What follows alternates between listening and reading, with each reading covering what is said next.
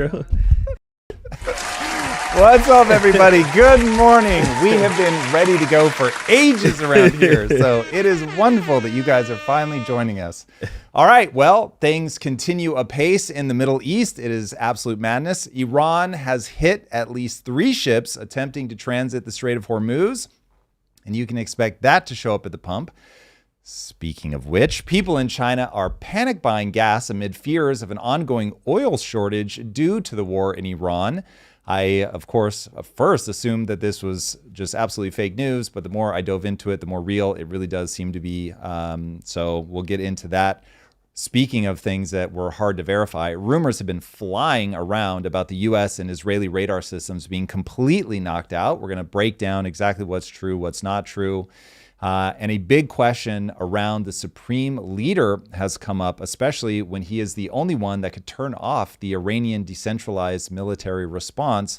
And things just continue apace as Trump promises to keep hammering people until the morale improves. So we are going to see how long this drags out, Drew. This is not something I'm expecting to end anytime soon. And I am expecting a bigger and bigger problem in global energy markets as they really are. Iran really is showing that they can hit the ships going through. I think there was a lot of tough talk on Trump's part, trying to tell people basically stop being a wuss and take your ships through. And Iran was like, yeah, word, hold my beer. And then they showed all this footage of these tunnels and tunnels and tunnels of full of boats, which I thought was kind of impressive that they just have them like pulled up on little like the things you would put on the back of a truck to drag a boat around, but they're military boats.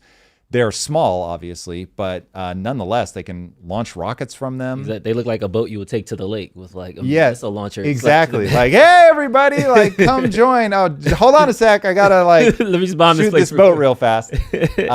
So it's pretty crazy. I don't think that people have fully internalized, and I'll even say this inside the U.S. government, I don't think they fully internalized how much trouble a smaller army with faster and harder to detect munitions is going to be to truly defeat, especially from the air. And so with every day, the odds that Trump either has to eject out of the situation and leave Iran really no better off than we found them in terms of being a threat to the rest of the region and to the U.S., or actually put boots on the ground, which while I think he probably would be crazy enough, bold enough, depending on what side of the camp you're on, to do like a strategic thing, like take over that island. There's an island, we talked about this before, but there's an island off the coast of Iran where they do a lot of refining. And so supposedly it would be very strategic to take that over. I haven't done a ton of research on that yet. But that is something that I could see him doing, but like actual boots on the ground, man. If he does that to me is a like kill switch for my own ability to think that he's going to pull this all together. Now, I've been surprised before, but that one just feels like, bro, you are going to have the world's hardest time messaging to the American people that this is not another forever war in the Middle East. So I think that he's gotten people on board with lightning strikes like what he did in Venezuela. I think people were on board with the strikes on the nuclear facilities in Iran. I think people could have gotten behind what's going on with the Iran war if it ended quickly. If he wraps it up in a month, I think he could still get people on board. But you start putting troops on the ground, that first dozen or so that get killed, it's game over. Yeah. To give Trump credit, he did go in and take out the supreme leader quickly, just like he did in Venezuela. Taking out multiple, but they... Yeah, so he started good, but I don't think anybody was prepared for how prepared the Iranian military is. And the Strait of Hormuz is now a minefield, apparently, and they're just escalating the situation. Well, so there's a really funny Babylon Bee thing about this, which is Iran warns the world that they have an extreme stockpile of supreme leaders. Thought that was pretty funny. Nice. So that is the thing that we have to look out for is they are obviously running a different playbook in terms of, yeah, sure, you can just keep killing them and we'll keep naming the next one, because if there really is on the ground support in the country for whatever supreme leader they name, because the Western media would have us believe that the people that rose up, there's nothing standing in their way other than the military guard, that there's no actual civilian support for the regime. But at least my read on some of the footage that I've verified is true, not that like I'm the ultimate one, but going in, looking at are credible other sources reporting it? Yes. Does AI verify that this isn't something that was reposted from somewhere else? Yes. Does AI verify that this is not AI generated? Yes. So it's like doing as many checks as you can do at the rate that we're getting information. Really seems to be that they can fill the revolutionary square that they have in Tehran with people like packed wall to wall with people that are supporting, in this case, Mojtaba, Khomeini's son, him taking over. And I have a feeling they'll be able to do it again if they put another cleric in place.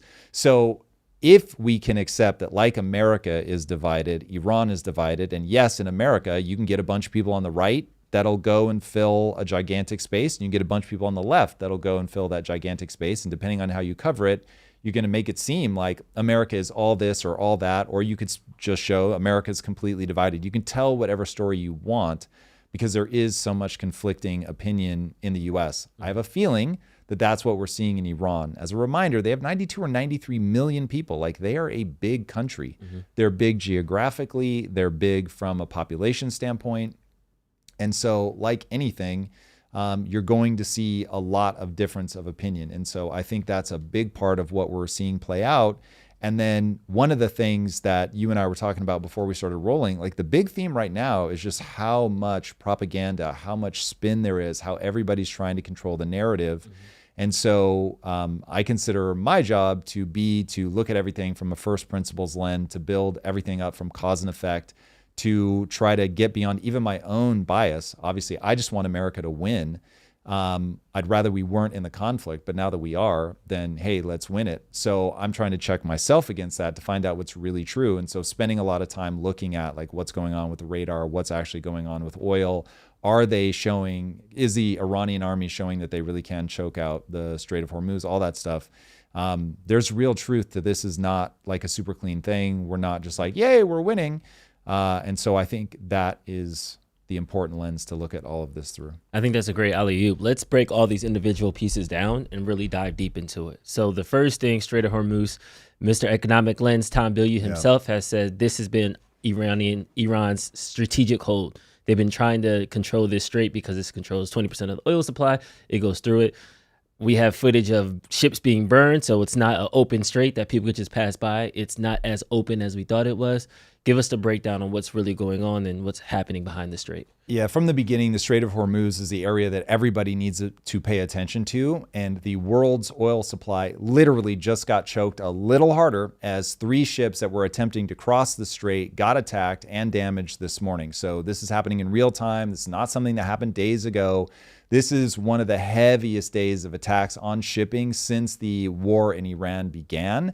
And for anybody that's trying to spin it and make it look like this isn't what's going on is trying to delude you. The reality is that Iran, with their much smaller military force, is able to create enough havoc that people are still very hesitant to go through the strait.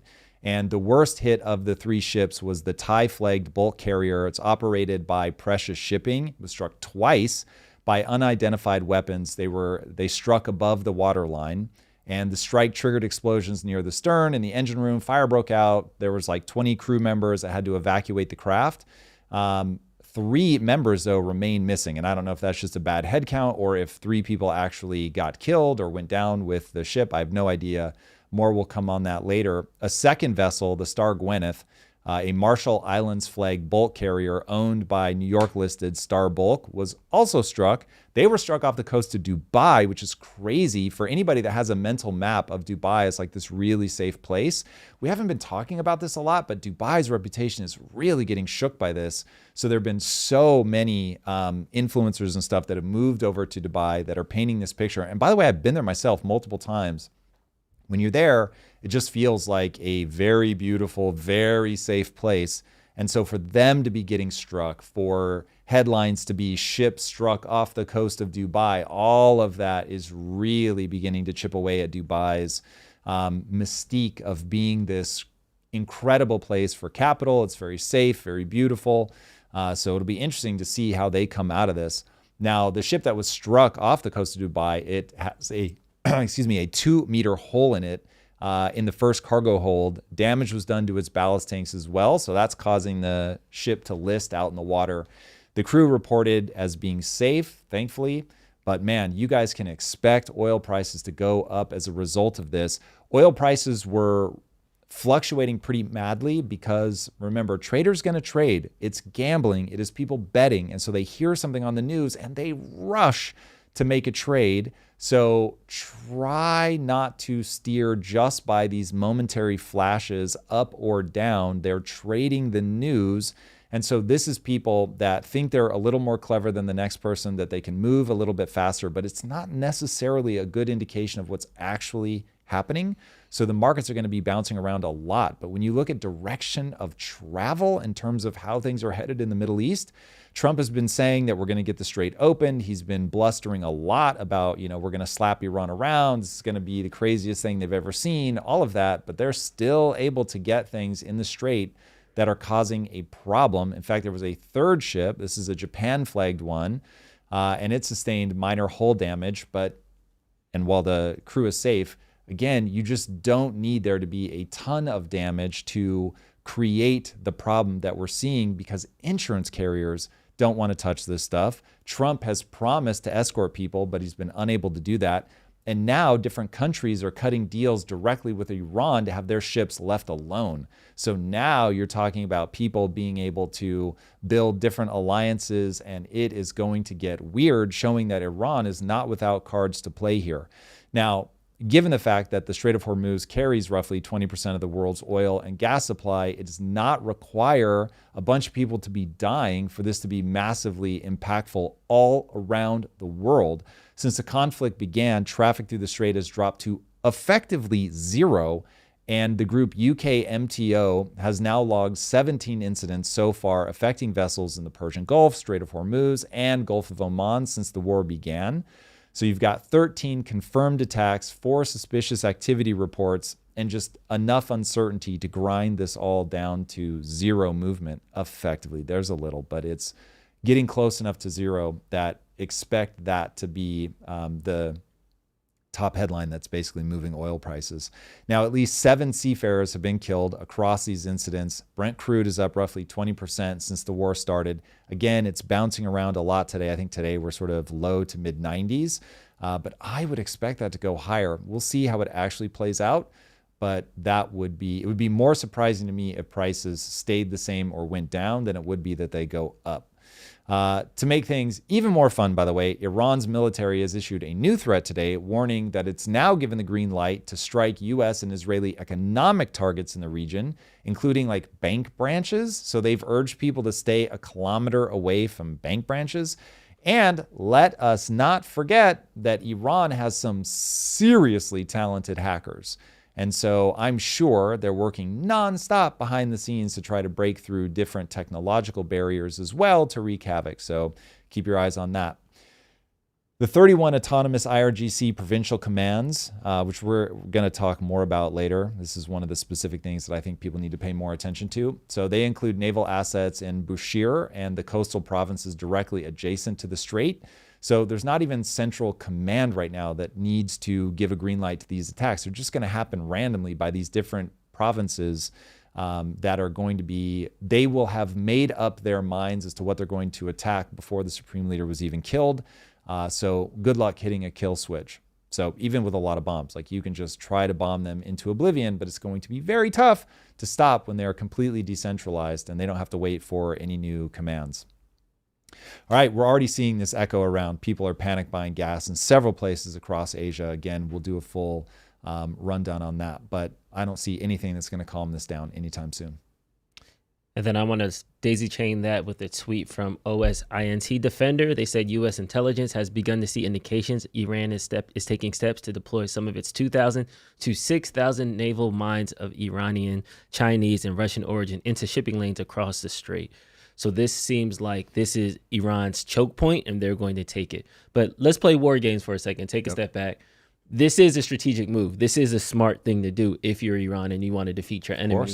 You want to hold the maximum amount of leverage and inflict as much damage, whether it's physical damage to naval or economic damage to the country. Yep. So the assault on the strait, I don't think anybody can talk about at this point is spin. They're definitely strategically trying to take point of this, right? And they're doing well, by the way. So it doesn't take a lot of fear to get a huge response. This is asymmetric warfare in a nutshell. You inflict terror on people, or in this case, inflict terror on the people that own the ships, on the insurance companies who are like, yeah, like that's just bad for business. Insurance companies operate typically on razor thin margins. And so when you've got risk that's going up disproportionate to the gain that you're going to get, you just say, yeah, we're not going to insure it. So that is going to continue until the U.S. can prove that people are going to be able to get through the strait safely. And given the 3 ships that were hit today, that message is, as of right now today, the U.S., despite their gigantic, overwhelming naval power, is just not able to get people through the strait safely. And so, I think that you're looking at least another week before people just go, all right, cool, I think we're good to go. Now, if the U.S. really does have an answer to the problem and they can find a way to stop these ships before they're able to attack, if they can get we'll get into this more in the radar section, but there's like other ways that the U.S. can detect what's going on from air-based radar and things like that. They're also moving some into the region from other places. So it's like, just like the Iranians are going to have a very clever response, and you should assume that Iranians have brilliant people making their decisions, so does the U.S. So this is going to be this tit for tat thing that goes back and forth for a while. It's not like, and this is what drives me crazy about the way that media presents this. If you're in the U.S. and you're right-leaning, you're going to be like, U.S. has smart people, Iranians are all dumb, backwards, like farmers trying to, launch mines by throwing rocks into the water. It's like they'll make it sound like this really retarded response, when in reality, it's intelligence. The right way to view the world is intelligence is evenly distributed. That's never going to end up being exactly true, but everywhere has enough brilliant people that even if they're a small number of the population, they're going to be able to have the outsized effect. This is why it's very difficult to just rock up on somebody and take over the country and not have any problems. The smart people go underground, they amass weapons, or they do terror campaigns or whatever, and they can still destabilize things. So you don't want to take that left or right position. Now, on the right-hand side, like everything is going great and we're winning this all and this is going to be easy and we're just going to steamroll. And then on the left, it's, the U.S. is a bunch of morons. They don't know what they're doing. They're completely discombobulated and they're overplaying their hand. What you're actually watching is 2 hyper-intelligent groups of people with extremely deadly weapons who understand each other's capabilities very well. You've got the Chinese feeding the Iranians like second by second information on the movements of our military equipment. And so it's going to come down to who gets the upper hand first by destroying the visibility. That's going to be a huge one. And then ultimately demoralizing them. So if you're Iran, your demoralized play is actually to make the moral argument. You guys don't have a moral justification for being here, so that'll be a big part of it. Now, that gets confused by the fact that they just killed roughly 30,000 of their own people. But anyway, they're going to make that argument, and to the left, it's going to be very compelling. And then economically, you're going to try to damage our allies. You're going to have a very hard time damaging the U.S. So we make all of our, 95% of our own energy. So it's like we're going to be the least impacted. It'll still influence oil, but in the U.S., it's really not going to be that big of a deal for us, but it does stop us potentially from exporting as much as we might otherwise have. It certainly puts strains on people in the Gulf region who are used to selling their oil, and now they're going to have a hard time doing that. And obviously other allies that we have, especially in Asia, that are going to get absolutely hammered by this. And so they're going to be not only trying to stymie us militarily and create damage, especially in Israel, which they can just go whole hog on, but they're going to try to make sure that they spread that economic pain across the world and then say, remember, the Strait of Hormuz is not closed because of us. It's closed because of the US. It's closed because of Israel. And if you want to broker a great deal, just come to us. Like, we got you. Nobody does better deals than us. Drew, forget Trump. He's a wild man, right? And that will start to look very appealing. Yeah. And so that's how you slowly draw China into this, where if China starts running like missions to protect their ships from the US, okay, now Chinese ships are flowing through without having to turn off their transponders. Now that's me, reaching into the future. I have not heard anybody say that's what they're going to do. But it's like, you can see how if China, because China's already pulled back on exporting their oil. So now they're saying, okay, hold on, we're refining. We're going to keep it all here. We're going to make sure that we deal with domestic production. China has raised their rates. And so they're going to say, okay, there's a limit to how much we're willing to raise our rates before we go in and start at least making sure that our ships are able to get through. What that ends up looking like is an unknown question, but it will make them far more vocal and loud about what their position is. I would be very surprised if they came in kinetically, but they've already sent big ships to give intel. So they're certainly not opposed to helping Iran in that way. They're sharing intelligence and weapons already. It's Right. one more step. I want to dive back into the decentralized military aspect of this because I think everybody watches Saving Private Ryan. We all play Call of Duty and Fortnite. We're like, just go in there and shoot that guy. You killed the leaders, bomb the White House. We're done. We can wrap it up. But I think this was a good point you built up, that their military is decentralized. So there's not a core hub. There's not there's not a Pentagon that we can kind of all the command comes out of. So with this, they also announced that they will start targeting American institutions in the region. So you have Iran is publishing a hit list naming Google, Amazon, Microsoft, NVIDIA, IBM, Oracle, and Palantir, which all has offices in the Middle East, Israel, Dubai, and Abu Dhabi. So now you have a decentralized military who has listed a bunch of targets. And because you just chopped off the head, you don't know who's leading what, who's popping up, and who's taking that control. Yeah. Break down kind of the decentralized military side and how this makes the war even more complicated for us. Yeah, this is one of the things that people that are trying to map out what's going to happen have got to take into consideration. The decentralized military that Iran is running is so decentralized that it runs the risk of becoming essentially a well-armed headless chicken that can't be stopped from running around and spraying blood on everything. And that idea that it can't be stopped is what people have to think about. So if Trump is going to have an exit from this war, there has to be somebody that you can talk to, because if you stop and they don't, then you've gotten nowhere. If we say, okay, cool, ceasefire, but then they keep bombing the Strait of Hormuz, you've gained nothing. Now, in 2007, a general named Mohammad Ali Jafari took over Iran's Revolutionary Guard, and he was part of the generation that watched the U.S. topple Saddam Hussein's entire military in just 3 weeks. And Saddam ended up like hiding in a hole in a ground. If you guys remember that, if you're old enough to remember him getting pulled out of that, I mean, it's just absolutely wild.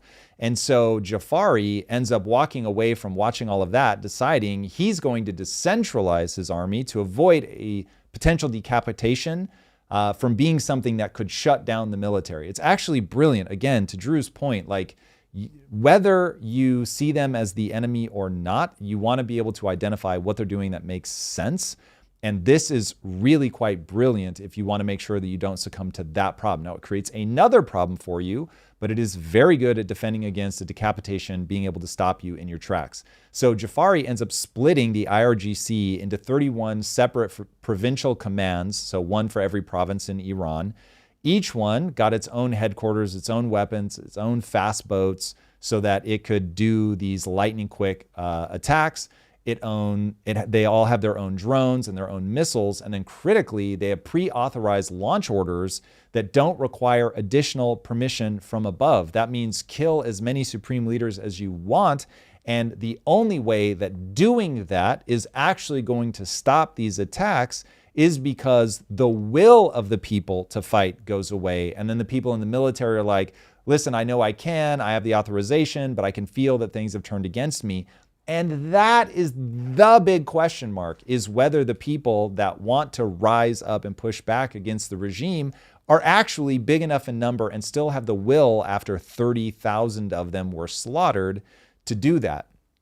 Because the whole architecture was designed for one specific scenario, the death of the supreme leader, so that it's going to keep going on. And they'll just keep putting in new ones, keep putting in new ones. So the hope, if you're the US, is that as you replace these subsequent supreme leaders, that each one has a little bit less uniform support, and that the fractures begin to show. Now, of course, rumors abound that this kind of fracturing is already happening in Iran. We're going to have to watch and see if that's actually true, or if that's more spin, more propaganda. I'd be a little surprised if it wasn't true, just from what I know about humans. Forget the specifics of Iran.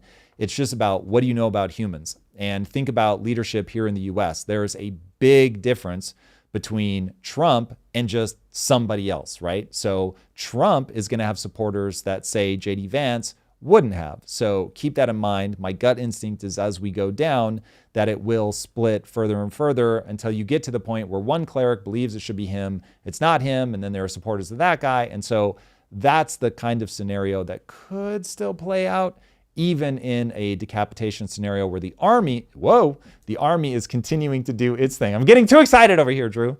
I'm just throwing water everywhere.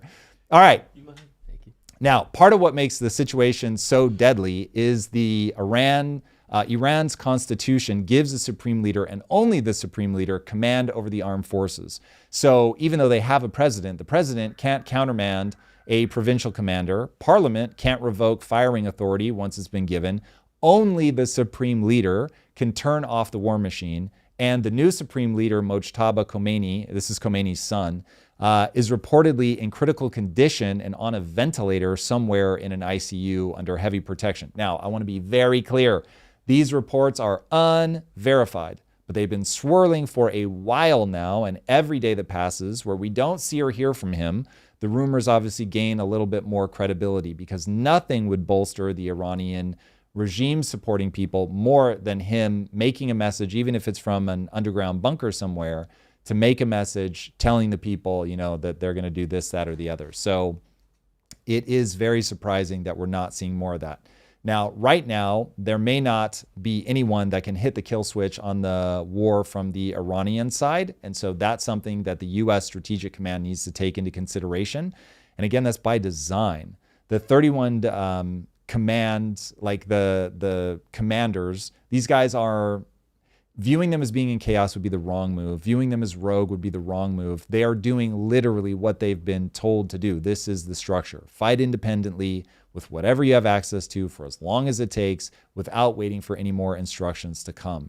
And so if you're a diplomat walking into that scenario, trying to figure out how you're going to deal with this, who you're going to talk to, who you're going to negotiate with, you're going to be in for a bad time, because there may not be any one person for you to make that connection with. So on that front, by the way, 7 of the major P&I institutions that cover insurance for commercial shipping have reportedly modeled the probability that all 31 commands would simultaneously honor any ceasefire agreement that we could actually get put in place if we were to try to negotiate one, which, by the way, as of right now, the U.S. is not pursuing. But even if they did, these insurance investigators conclude there's basically a 0% chance that that would happen.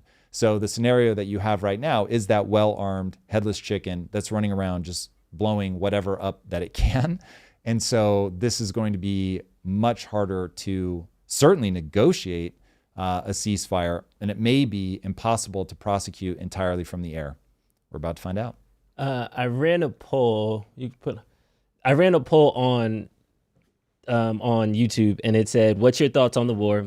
1 is Trump is wrapping it up. 2, Trump bit off more than he can chew. 3, this was a cover up. And 4, I don't know what to believe anymore. And the leader is 1, Trump bit off more than he can chew. And the second was, I don't know what to believe anymore.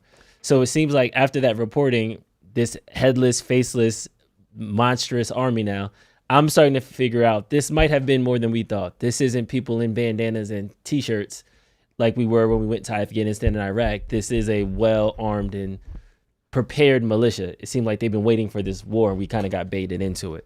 I know we got to go to the U.S. side and talk about the radar and things like that, but with the decentralized military, is this a unique problem that you think America has to deal with, or do you think this is something that we knew it was coming, we just didn't think it was going to take this long? Like, what do you think the pushback was when they discovered how complex the war actually is? Well, if we find out that they did not anticipate decentralized command, A, that would be shocking. I refuse to believe that's true.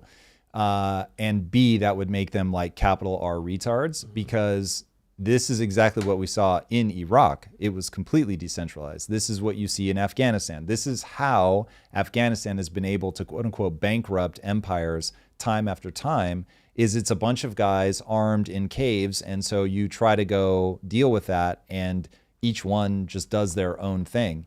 And so the US has spent the last 20 years dealing with this exact problem. So there's no way that they didn't consider it.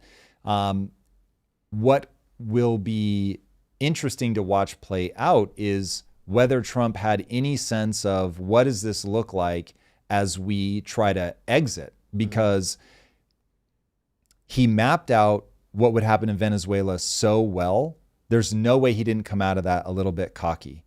And so my concern isn't that he didn't see these things coming as possibilities, meaning somebody didn't put a brief on his desk that said, listen, this guy has broken the IRGC up into 31 provinces. I don't think this is, it might be news for us as the average people in the media, but it's not for classified information. No way. Like, they're going to know about this stuff. If they're able to strike you in your bedroom, you know, almost no matter where you are, what you're trying to do, they know the second these guys get grouped up together and they're taking them out with precision munitions. The intelligence has been validated over and over and over and over and over. So it's not that it's a surprise. It's just as you build a mental map of what you're coming into, to be a person like Donald Trump, you have to believe in yourself well past the realm of reason. And so this is how these guys always end up getting tripped up. Now, I don't know that Trump is tripped up. This may be a part of his strategy, but it's all too easy to see how the punchline here may be that he ends up tripping himself up by believing he's going to go in with overwhelming might, that these guys are going to back down. They were even signaling this during the negotiations. They were saying that, you know, I'm surprised they haven't capitulated. I think it was Steve Witkoff that said that. So he's the guy in the room, and Trump said to him, I'm surprised these guys haven't capitulated. We've put so much military hardware off their coast and they're still moving forward, which should have been his first clue that these guys are approaching this in a very different way. And so I worry that Trump is basically projecting how he would act in the same situation, and it isn't how they're going to act. And I talked about this before. I think the Iranians really see this as existential. If there is the kind of uprising that I believe there was in very recent days, then they know that they're teetering on a knife's edge of being able to stay in power. This is one of the reasons that they're so absolutely gung-ho to get a nuclear weapon. It's the only way for them to be the big dog in that region, to back everybody down, to become like North Korea, where once you have a nuclear weapon, then you know the US isn't going to fuck with you, because the damage that you can inflict is so great that people back off. That's what history tells us, is people leave nuclear powers alone. And so I don't think that that you should project a mental map onto them that these are going to be people that negotiate in the same way that you do, that want a negotiated settlement, that they want to be quote unquote reasonable. Ultimately, they have an agenda they're going to pursue, because they know if they lose, they're going to be not only out of power, but out of power could mean dead. As we've seen so many repressive regimes either have to flee the country or they get assassinated. So I think that's the calculus that they're running in the back of their minds. And so they don't want to be a puppet to the US. And if you're watching Venezuela and you see that's exactly what they did to Venezuela, and you think, that's not what I want to happen here. We're not only a proud people, because I imagine the Venezuelans are proud, but we're not only a proud people, but we have far more military might, and we are willing to fight over this stuff. So I think we're seeing something more like that. Now, in terms of how do you extricate yourself from a military that is decentralized? I'm going to guess here, but my mental map of Trump goes something like this. He cannot see past negotiations. So I think he's trying to hurt them to the point that they'll come to the negotiating table. I'm just not sure who he thinks is going to come to the negotiating table. So I think ultimately he has some vague sense. And by the way, I say this to entrepreneurs all the time. Emotions will make dots feel like they connect that don't actually connect. So in Trump's mind, I'm sure it feels like he doesn't sit there and map out every beat of all this. It just feels like, yes, we'll bomb them into pain and suffering, and they will then come to the table, and then nobody pushes him to say who's going to come to the table. And if they do push him that far, he's going to say something like, well, whoever they elect to be supreme leader, I'm not there for regime change. I hope that the Iranian people rise up. That would be wonderful. I'm not necessarily counting on it. Okay, but yeah, let's say then that it doesn't happen. Who's coming to the negotiating table? And I'm guessing, I don't have any insider information, but I know humans. And humans tend to hand wave that kind of thing away because it's 2 or 3 orders of consequence down the road. And they're just like, well, there will have to be somebody running the country. And if there's nobody running the country that could do the negotiating, then they'll be in such disarray that it will work to our advantage. And at some point, they just terminate in one of those endpoints where it's either there will be somebody or there won't be somebody, and this is how it will play out. But they're not thinking, hold on, there's no one to negotiate a ceasefire with, and so they just keep fucking up the Strait of Hormuz. This is driving up energy costs around the world, and now everybody's mad at you because Iran is negotiating deals with people to get them through the Strait of Hormuz, and then it becomes, oh, all of a sudden allies of the U.S. are not able to get through the Strait of Hormuz, and then non-allies are, and that would be a bad look. Now, we're not there yet, but I could certainly see us getting there. This is a lot. I'm a bit overwhelmed. And reports now are coming out that Iran is actually up. There was a British journalist that gave satellite images before and after certain military facilities in the region. And we did take some losses. We took a couple meaningful hits. We have a couple meaningful radar systems that are out. We're relocating a radar system from South Korea into the region because we're down some. So clearly the U.S. is definitely reloading its guns. Do you think we get to the very nice way of saying it? I was trying to, bolster us up. I'm still Team America. As much as I talk junk, like I do want us to thrive and win, but it's one of those things. Do you think that we'll be able to overcome this setback and figure out a way out of this? Or do you think at this point now it's just a way for Trump to save face and kind of say, okay, we tried our best. Let's just get out here and minimize losses? I think we're still in the early weeks of this war, so I wouldn't get too hysterical yet. If we start getting into week 5 and 6 and we are seeing gas prices just climbing, and the problem we've dropped it down, whatever, 92%, let's say, in terms of their ability to launch ballistic missiles and drones. But if it stays there and then those drones and rockets are getting through so that the damage being done, even though it's a much lower rate of fire, if the damage being done is, on par with what was happening before, then I don't think people are going to be satisfied with that. I think we will have a problem. And that's when people will be able to bang that drum and say, okay, something really bad is happening here. In terms of the no radar thing, social media is full of claims that rockets are now raining down on Israel with zero warning because U.S. and Israeli radar systems have been totally wiped out. But the question is it actually true? Now, I'm guessing you guys spend as much time on X as I do, and you will, I think, agree that right now the level of bullshit and fakery is insane. It is off the charts. And a big part of what all of us have to do right now is cut through that. And so I'm spending a significant portion of the time that I would normally dedicate to just prepping the show, to just fact checking. Now, as you get into the fact checks on the radar, unfortunately, some of the idea that the US and Israeli radar capabilities have been degraded, it's actually true. Now, it's largely exaggerated, so you have to be careful in terms of it isn't the hysterical, everything is just getting through and everybody's blind. It isn't that. And then I will also remind you, whatever damage they're doing to the U.S. bases, to our allies in the region, to Israel, is going to be less than we're doing to them. So both sides are being degraded, but the U.S. and Israel and some of the radar installations in other places across the region have been hit. So what I've been able to confirm so far by swimming through an endless sea of propaganda and AI fakery, Iran has managed to hit some of the U.S. radar infrastructure across the region. Satellite imagery confirmed that THAAD radar that was set up has been destroyed at our airbase in Jordan. Another was hit near Prince Sultan Air Base in Saudi Arabia. Radar facilities were also struck in Qatar and 2 more locations in the United Arab Emirates.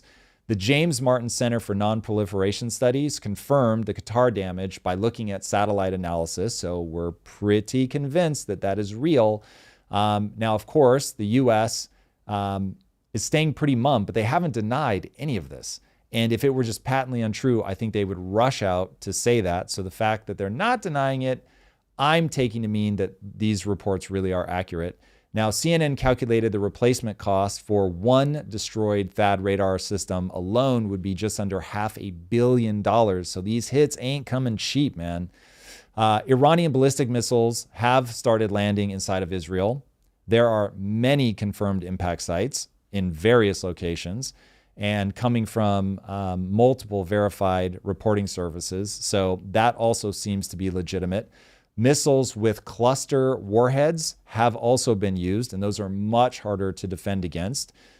So these aren't small incidents. Like, the hits they're taking are pretty brutal. Now, rumors have long been standing, but I have, other than just, I see it so much, my mental model is that it is true. I have not admittedly verified this, but supposedly Israel really clamps down and censors people trying to post images of Israel getting hit. So that may account for why you don't see an overwhelming amount of footage. You do see some, but you don't see an overwhelming amount of it coming out. So I guess don't be too surprised. Most countries are going to do that at times of war.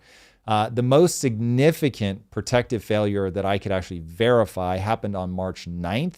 This was the IDF itself confirming that 2 Hezbollah missiles hit central Israel.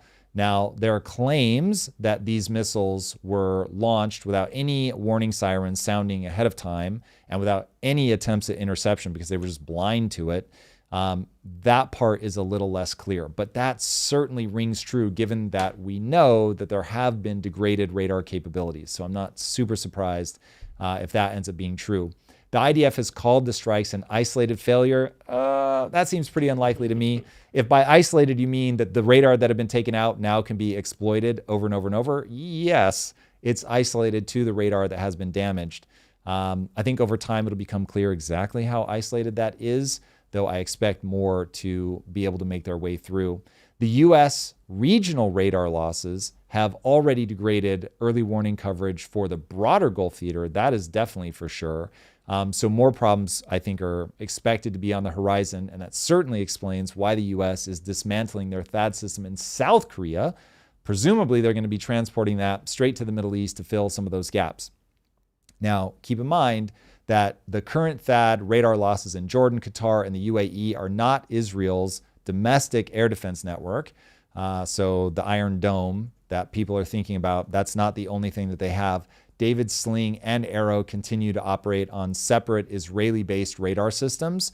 So there's still a fair amount of coverage over Israel, which is why it's not just an endless bombardment that's going through. And I think if you put all of this together, an honest assessment is going to sound something like Iran has targeted radar infrastructure first, and that's going to be the first thing that they take out. So there are things that are getting through, but it's not as big of a deal as they would have you believe in terms of you don't have a never-ending barrage of things landing. So obviously we're going to be staying tuned, watching to see exactly what happens, how much of the radar infrastructure not only has already been destroyed, but how much more are they going to be able to hit, because you can believe that, of course, they're going to be doing everything they can to hit more and more. So we'll certainly keep talking about it.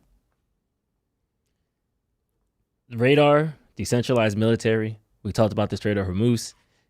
I'm just stacking all these things above this war that, unlike Venezuela, unlike the potential Cuba mission that's on its way after this, it's not wild, it's not a snatch and grab as we thought it was. And it seems like this is going to take a little bit longer than a couple of days, a couple of months. This is one of those things, Drew. I think about this a lot. Okay. He campaigns on no new wars. Mm-hmm. And then Iran twice, Venezuela, threats to Mexico, promises like, hey, we'll come in and like drop bombs on these kids, cartels, Cuba. Now operations in Mexico, operations in Ecuador. Yes, I forgot. If he pulls it off and Venezuela becomes a good partner and we do a little ding against China, and the Venezuelan people are like, oh my God, like economic boom. We love this. It's like a return to the basically socialization of Venezuela. If Cuba becomes a like actual thriving economy again, going back pre-revolution, if we're able to stabilize what's going on in Iran and get rid of that as a terror threat around the world, like all of the GCC countries want Iran to be stable.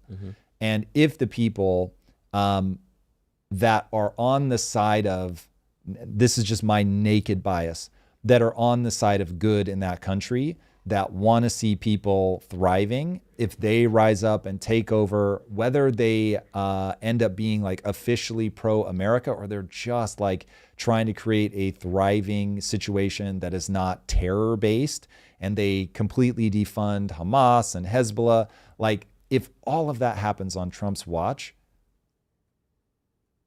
I mean, it would be historic. So it's one of those, fingers crossed, now that we're in it, though admittedly it makes me deeply uncomfortable because everything is so destabilized. And when you're in this destabilized, it could just break bad so fast. But we're in it. Let's hope that we come out the other side in a position that's not only good for the US, but good for all of these individual countries. And if that ends up happening, it would be ridiculously historic. But what a gamble. Just under 1,000 votes. What are your thoughts on the war? Trump bit off more than he can chew, the number one with 36%. I don't know what to believe anymore. Number two had 33%. Yeah. This was a cover-up, 17%, and Trump is wrapping it up, 14%. Yeah. That, I mean, honestly, that feels like a relatively decent breakdown. The only thing I will say is, and I know people hate this, but it's too early to tell if he's bitten off more than he can chew. It's just too early to tell. I mean, we're not even 14 days into this yet. But the thing that I constantly remind myself is that the lightning strikes were shocking, and was like, ooh, I don't know if I like that we came out ahead. I like that we're isolating China from some of its energy sources. I like that. But I'm still a little uncomfortable with us being the bully of the world. And now it's like, oh, this is not a lightning strike. This is like really hardcore. And then if boots get on the ground, that's horrifying. And so at some point, it's just like, even if this goes well, is this a at any cost thing? And then you just boil us all like a frog. And it was like, well, I know I shocked you the first time with a lightning strike, but like it was just bombs on a nuclear facility. And then I know I surprised you with another lightning strike in Venezuela, but it was just to grab the dictator. And see, we like pieced out. We've got like a stable regime. I'm showing you guys a new way to do quote unquote regime change, where I'm not trying to run the country. I'm not doing forever wars. I'd never put boots on the ground. Don't be so silly. Then Iran V2 is like, I can just see him, even if he's not like saying anything out loud. He's just like in the White House, like, yo, I just keep moving people a little bit farther, a little bit farther, a little bit farther. And so that's where I'm like, oh, okay, like you need to have some anchor of like, if you had just skipped all of this, like before he drops the first ones on Fordow, if he had said, cool, all right, we're now going to do like an extended bombing campaign with potential, and I'm not ruling out the draft, then I'd have been like, whoa, hold on a second. So important self-reminder to really anchor to, okay, what is the principle that I'm operating on? Was that the principle that I was sold this war on? And in Trump's case, it is not. I think the thing right now that you have to anchor around is, did they figure out a system where they were going to build ballistic missiles, go underground, make it impossible to shut them down militarily without boots on the ground, knowing that Israel and the US really don't want to do that, and then leverage that to secure their nuclear base, and then over the next, 3 to 5 years, build a robust nuclear program. They become a nuclear-armed Iran, and now we're all really in trouble. If that had been the pitch from the beginning, not the, we're days away, yet again, I might have been able to say, okay, I hate this, but I get where we're going, because I certainly don't want them to be nuclear armed, but he hasn't made the case to the people. He's done classic like dictator shit of just like, yeah, it's what I think. And so I alone am going to do this. I'm going to decide who's the president in Venezuela. I'm going to decide who the supreme leader is in Iran. I'm going to decide when the war ends. And I get in a populist moment, people love that shit. I'm not built for populist moments. I hate it. Oh, hear that? All right, we got some super chats. Yes. Yeah. Super chat. First one comes from Marussia Dark 316. What's up, Tom, Marussia? Marussia. please consider interviewing Jack Posobiec of OAN and TPUSA. He's ex-Navy intel, was friends with Kirk and Scott Adams, and can provide insightful perspective on Trump, Iran, China, the culture war, etc. A true paladin. Okay. Is he like super, he's TPUSA? So is he super partisan? That's the only thing is I'm not a super big fan. We did do, what's his face? Ro Khanna. Ro was super partisan. So I obviously am willing to make exceptions. So yeah, I'm happy to look at him. Next up, from Marussia Dark again. Look up the self-determination of nations in the Ayn Rand lexicon. You might find it interesting and relevant to Iran. Also, the history of Thomas Jefferson versus the Barbary pirates and how he only told Congress once it was over. Yeah, I mean, listen, I get that this isn't the first time in history that somebody has acted like this. I just don't love this. But this is also part of why I'm not a politician. I have a secret fear that the exact thing that America needs, if it's going to pull out of the dying empire spiral, is somebody that is willing to do the things that Trump is doing, because you have to contend with China. And so now there's a raging debate going right now as to whether this is actually about China. And so in the fullness of time, it was about China for Tom and nobody else. But I think I can make a very compelling argument that this is about China, intentionally or otherwise. And so from that perspective, I think it's going to end up being, it's a risky bet, don't get me wrong, because you're expending your munitions, you're running the risk of being too distracted. This is a perfect time. If China were in a better spot, I'd be surprised if they didn't move on China or move on Taiwan during this time.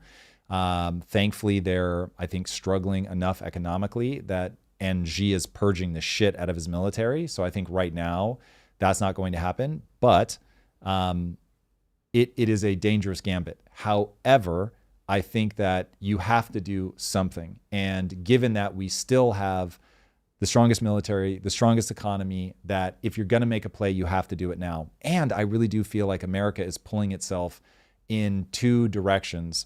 You're going authoritarian right and authoritarian left. And so it becomes, what flavor of authoritarianism do you like? And I always say that tongue in cheek, but what I mean is, which do you think is more deadly to the populace? And I think ultimately authoritarian on the left has historically proven it just kills more people. So both are horrific, but the left just has a better body count. They are so much more efficient with the people they kill. What would you define as authoritarian right? Yeah, I mean, I guess everybody gets caught up in this trap, because if you say that Hitler is a good example of authoritarian right, then they're going to immediately remind you that Hitler was the nationalist party. And so he was also doing like a fusion of industry and, the government. But I have a feeling that might be exactly how authoritarianism breaks on the right. Can I think of a better example? Genghis Khan? But even that, like if you probably really looked at it, it probably was, listen, the state is going to take care of you. We're just going to steal it all from other people while we do it. So I think there is a weird, I mean, maybe this speaks to the horseshoe theory of this. I think when you go to either extreme, you are so on a team that you end up having to promise your team, like, listen, we're going to do all this stuff that's morally disgusting. However, I'm going to make your life really good. And so the I'm going to make your life really good thing is where you get into, it's going to be like socialist, communist on both sides. And so it really just does become a flavor of that. So that's, I'm thinking out loud here, which is always high risk. But my instinct is that's why when people grapple with the right, there's always a way for people to say, no, that's secretly the left. I don't think it is. I think that when you've got a guy that is like Hitler, who is just absolutely convinced that he is right, is going to take everything by might, is an ultra masculine personality in that it's all about, you just smash them in the face as hard as you can. And you take what's yours, might makes right, all of that. That is like, when I think about from an evolutionary perspective, the difference between the left and the right, the fact that they end up doing a hybrid between the government and the industry, it's still a right-leaning temperament. So on that scale, I think that's where that goes. The left is a far more feminine form of aggression. It's secretive, reputational savaging. It's the like what Mao did or what Stalin did, where you're killing farmers and things because they think they're better than you. It's a very different form of aggression. Gotcha. Next up, Journey with John with a $50 super chat. Thank you, John. Yeah. Completely Super chat. Thank you, John. That's very generous. Completely agree with you. It's all about money. I recently learned about the Rothschild involvement in the Epstein case. That, combined with the timing of this operation and their history of funding both sides of every conflict, I find very interesting. Yeah. The bad news is that funding, let's see if I can convince Drew here. Funding both sides of a conflict is smart. It is exactly what a hedge fund does. So a hedge fund checks their positions. So they'll bet on things going up, they'll bet on things going down to make sure that they don't get obliterated in either direction. So part of the thing that made Mark Cuban so wealthy was that he did a hedge trade when the stock market was volatile, and he had sold his company, but I think largely for stock. And he was afraid that the stock market, the tech bubble, was going to burst. He ends up being right, of course, because he had hedged his positions. He ends up coming out way ahead. And so when you really isolate some of the things the Rothschilds have done historically, because I only know them in a historical context, you look at it and you go, yeah, like if you step back and get out of the conspiracy of it all, it's just like, yes, each one of these things in isolation is cold and calculating, to be sure. And that's part of what people hate, but it's very like strategic. So it's like, yeah, will you get advantages by accumulating wealth? Yes.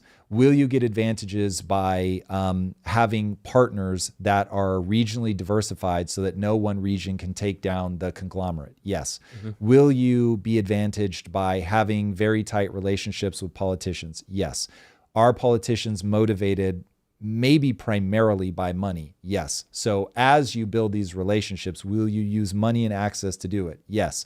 So it's like all of those things are like, yes, yes, yes. This applies to a lot more people than Rothschilds. This is just like the kind of thing you would expect to read in The Prince, which is the book that made Machiavelli famous. And he was just trying to be a realist. Like Machiavelli, I'm not saying this is how life ought to be. I'm just saying this is how life is. So I see a very Machiavellian approach to the world from what they do. Now, obviously, Epstein shit and like sex and murder and all that, set all that aside. That is just sinister. But the other stuff is strategy. World Rally Family says, thanks for keeping the discussion going without playing team politics. What will be the positive effects of working with the Middle East if Iran becomes a democracy again? Is this still possible? I think it is possible, but it all hinges on your read on how many people are pro a democratic regime. How many people want to go back to being a modern Western integrated country like they were in the 70s? If that number is small, it's not possible. If that number is large, then it is possible. And when I look at what has happened to the Middle East just in my lifetime, it's extraordinary. The greatest thing to happen to the Middle East was that they realized that oil would eventually run out. And they basically had a generation to take all of that incredible wealth and begin to diversify into other industries. And so that forced them to plug into the rest of the world in a very meaningful way, to want to attract capital, which they've done an unbelievable job of doing, to become an investment hub, a technology hub. They've done an incredible job of doing that. And so if you can plug Iran into that, then it really, like, I can look and see at a world where the US and China end up going to war. We basically take out ourselves. So the old superpowers drain each other's blood and treasure, as they say. And then you've got the Middle East that if you have stability there, able to sort of rise above that fray. Now, I don't think they're going to have the kind of pull away success that the US had after World War II, but I can certainly see there being just an incredible century awaiting them if they really do a good job of using the oil money as basically startup capital to become a hub for tourism. Like what they're talking about with Neom City, if you've ever looked at that, if they pull that off, I mean, this would really be, they would leapfrog what China has done in terms of being the country of the future and building something truly, truly sci-fi. And I think that they would attract money and capital from all over the world, but they have to be safe to do it. So a lot of contingencies in that, but if you could create that kind of economic zone and there are enough people in Iran that can see that same future, I think that you could really have something. I just don't know if they're that big of a group. I don't know if they're really laying in wait. There was a message by Raza Pahlavi who said, hey, basically, okay, we're moving into like the next phase of our resistance and get ready. And so if they're actually doing something, that would be incredible. I have gotten a bad feeling from how silent those people have been. I was initially encouraged when the female soccer team refused to sing the national anthem. I was like, yo, this is real. Like for them to do this on the international stage, and then they got drugged back to Iran. So I was like, maybe things are not going in the direction even they thought it was going to go. So I just cannot get a read on how big that population is. Last super chat for now. Stephanie L. Birnbaum says, Tom, I've got a watermark and truth measure idea for AI guardrails. It could help verify authenticity as models scale. I'm in Impact University. You can reach me there. Let's go. All right. Well, tell Delia, send the idea to me via Delia. I'd love to see it. Cool. All right. Let's head over to China now. You talked about it earlier, how gas lines were backed up about an hour. I thought for sure this was old footage. It's wild. You can literally see, was that half a mile at least of bumper to bumper? This is where it's in LA traffic. An ambulance couldn't get by. Crazy. Yeah, this was really unexpected for me.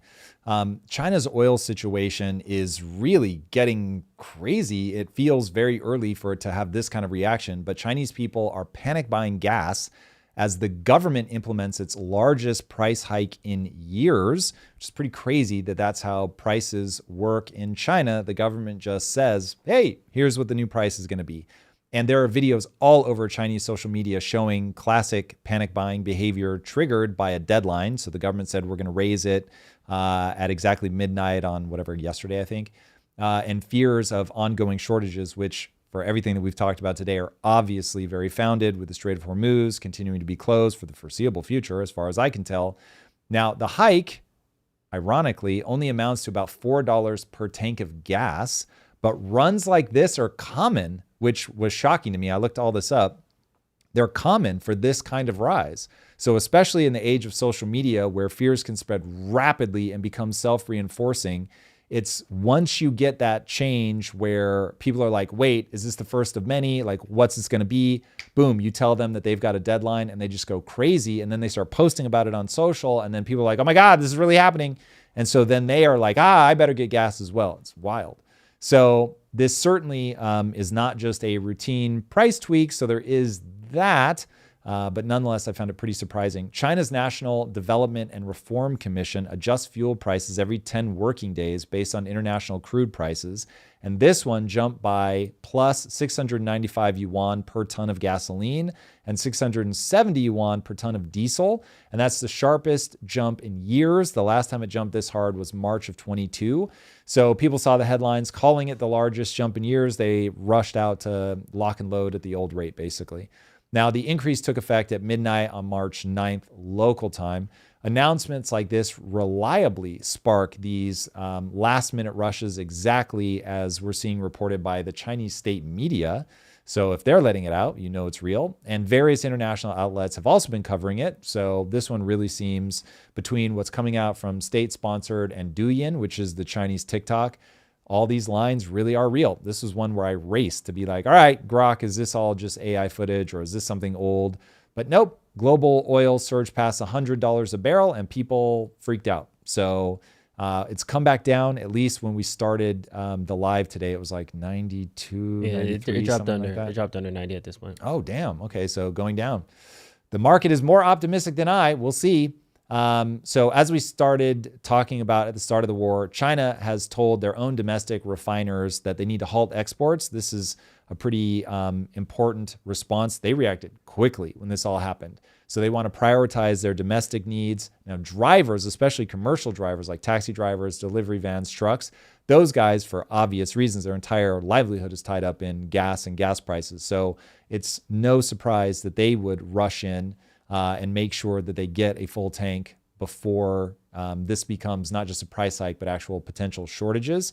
And so also, as you look broader around the world, the panic isn't unique to China. So Thailand also saw long queues and stations running dry, by the way, after similar warnings. Philippines had a panic, hour-plus long wait lines there. Bangladesh has also imposed sales limits because people were beginning to stockpile gas. Now, remember, we're like less than 2 weeks into this. So if the Strait of Hormuz continues to be closed for like another 3 or 4 weeks, could get rough. It seems that there should be a delayed effect with oil. I'm going to call corporate capture right now because I feel like the oil that is in the gas companies now is not the oil that's coming from Iran. So they're trying to front load the extra cost that they know they're going to incur, even though they might not have incurred it yet. Sort of. So that's true in the US because we produce so much of our own energy. And so price raises here, you can kind of look at a little bit sideways. However, during the globalism era, everything became what's known as just in time. And so you didn't have to build these gigantic warehouses to stockpile everything. You knew you could rely on shipments. You didn't have to worry about the Strait of Hormuz. You didn't have to worry about a dictator in Venezuela cutting off supply. It was just like you could count on everything flowed as it should between US, China, Middle East, everywhere. And that really lulled people into a sense of comfort. Now, basically every nation has strategic reserves. I know the US drew down their strategic reserves under Biden pretty dramatically. I don't know if those were ever replenished. China has their own strategic reserves. And so it becomes a question of when do you start unlocking that? How long do you want to hold the price line? If you're confident that you're going to be able to build them back up, or the demand is so dire that you have to, but the last thing you want to do is run through your strategic reserves and find yourself with like a military need or find yourself facing like a proper recession. So you've got to be very careful. It's better to let your people suffer through long lines, some people to, drivers to lose their job and just basically distribute the pain and suffering down to the individual level rather than trying to absorb it all at the governmental level, which is a trade-off people are just never comfortable making. But that's the reality, is at what level do you want to experience the pain? Do you want to experience it at the government level, or do you want to push it down to the individual? So you're going to let it foment at the individual level basically for as long as you can, sort of. In the beginning, you eat a bit of it, and then you hit like a trigger point where you're like, okay, now we have to push this down. And then you let it simmer there for a while. And then right before you're worried people revolt, then you push it back up to the government level and you just sort of play this ping pong game. So yeah, it'll play out. Trump is doing all he can to fight that, though. He just announced a really big win yesterday, a $300 billion deal. This is from his Truth Social account. America's returning to real energy dominance. Today, I am proud to announce the America First Refinery is opening the first new U.S. oil refinery in 50 years in Brownsville, Texas. Okay. This is a historic $300 billion deal, the biggest in U.S. history, a massive win for American workers. Has anyone ever seen anything like it, Drew? Nobody's ever seen anything Never. like this. Can't imagine. Thank you to our partners in India and their largest privately held energy company, Reliance, for this tremendous investment. Is because of our America First agenda, streamlining permits and lowering taxes that have attracted billions of dollars in deals coming back to our nation. A new refinery at the Port of Brownsville will fuel U.S. markets, strengthen our national security, boost American oil production, deliver billions of dollars in economic impact, and will be the cleanest refinery in the world.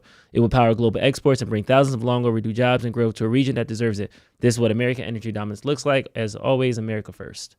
Yeah, so admittedly, halfway through that tweet, he was just flirting with me.